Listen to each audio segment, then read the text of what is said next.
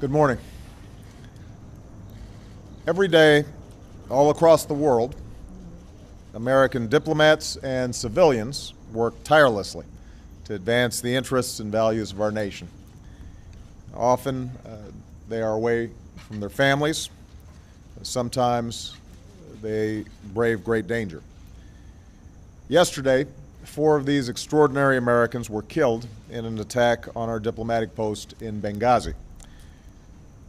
Among those killed was our ambassador, Chris Stevens, as well as Foreign Service Officer Sean Smith. We are still notifying the families of the others who were killed. And today, the American people stand united in holding the families of the 4 Americans in our thoughts and in our prayers. The United States condemns in the strongest terms this outrageous and shocking attack.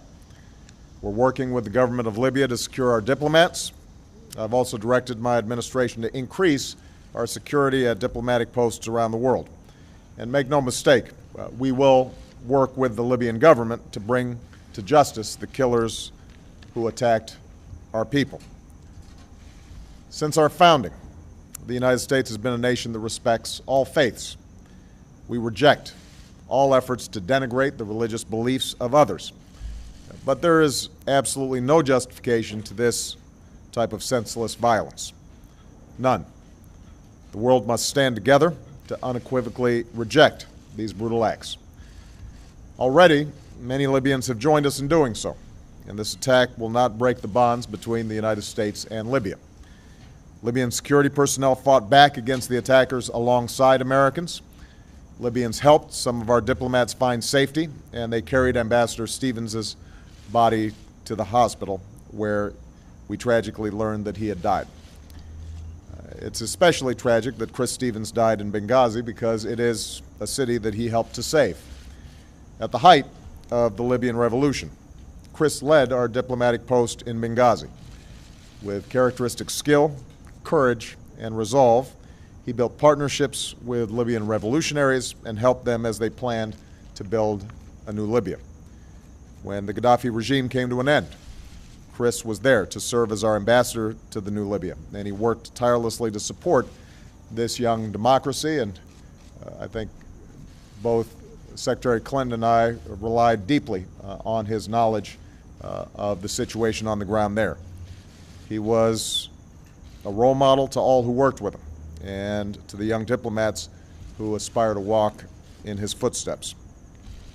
Along with his colleagues, Chris died in a country that is still striving to emerge from the recent experience of war. Today, the loss of these 4 Americans is fresh, but our memories of them linger on. I have no doubt that their legacy will live on through the work that they did far from our shores and in the hearts of those who love them back home. Of course, yesterday was already a painful day for our nation as we marked the solemn memory of the 9/11 attacks. We mourned with the families who were lost on that day.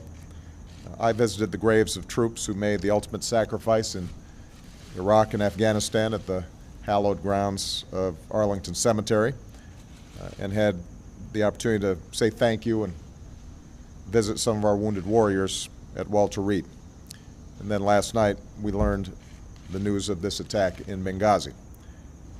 As Americans, let us never, ever forget that our freedom is only sustained because there are people who are willing to fight for it, to stand up for it, and in some cases, lay down their lives for it. Our country is only as strong as the character of our people and the service of those, both civilian and military, who represent us around the globe.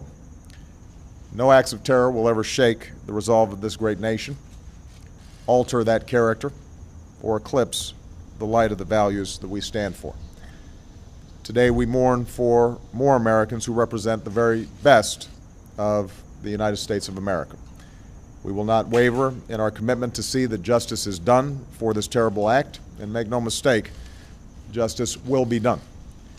But we also know that the lives these Americans led stand in stark contrast to those of their attackers. These 4 Americans stood up for freedom and human dignity. They should give every American great pride in the country that they served. and the hope that our flag represents to people around the globe who also yearn to live in freedom and with dignity. We grieve with their families, but let us carry on their memory, and let us continue their work of seeking a stronger America and a better world for all of our children. Thank you. May God bless the memory of those we lost, and may God bless the United States of America.